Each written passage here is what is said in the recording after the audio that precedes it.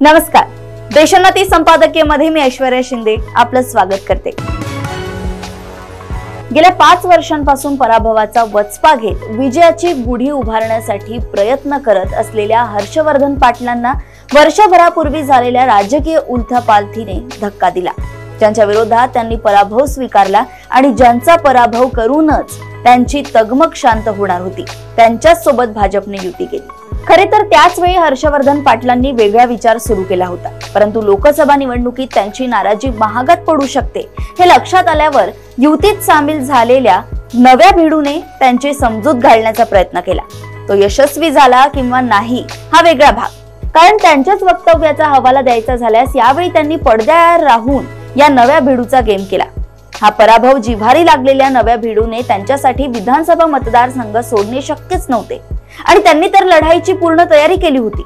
शेवटी त्यांची समजूत घालण्याचे सगळे प्रयत्न असफल ठरल्यावर म्हणजे त्यांचे समाधान होईल असा कोणताही पर्याय त्यांच्या समोर न आल्यानेच त्यांनी वेगळा विचार सुरू केला आणि शेवटी त्यांच्या विचारांनी आपले इप्सित स्थळ गाठले।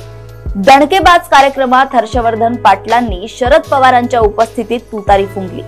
त्यांच्या पाठोपाठ फलटणचे शिलेदार देखील तुतारी फुंकण्याची तयारी करत आहेत। स्वतः शरद पवारांनीच त्यांचे संकेत दिले आहेत। हर्षवर्धन पाटील भाजपमध्ये होते, हे फलटणचे शिलेदार अजित पवारांसोबत होते, सध्या आहेत, परंतु लवकरच होती। सध्या राज्यात राजकीय बाजारात तुतारीचा भाव बराच वाढलाय।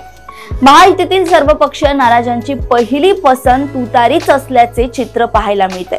काहींनी पंजा जवळ केला आणि दुसऱ्या तिसऱ्या फळीतील नेते मशाल हाती घेत असल्याचे दिसते, परंतु बड्या नेत्यांचा ओघ तुतारीकडेच दिसतोय। वर्षभरापूर्वी सगळी राजकीय समीकरणेच बदलल्यामुळे अनेक मतदारसंघात मोठी विचित्र परिस्थिती निर्माण झाली आहे। या परिस्थितीचा सर्वाधिक राजकीय लाभ तुतारीला मिळतोय, अर्थात त्याला शरद पवारांचे लवचिक राजकारण अधिक कारणीभूत आहे। अशाच राजकीय घडामोडी व अपडेट सोबत पुन्हा भेटूया देशोन्नती संपादकीयमध्ये। बघत रहा देशोन्नती। नमस्कार। ठळक घडामोडींसाठी देशोन्नती न्यूज चॅनलला सबस्क्राइब करा आणि बेल आयकॉन प्रेस करा।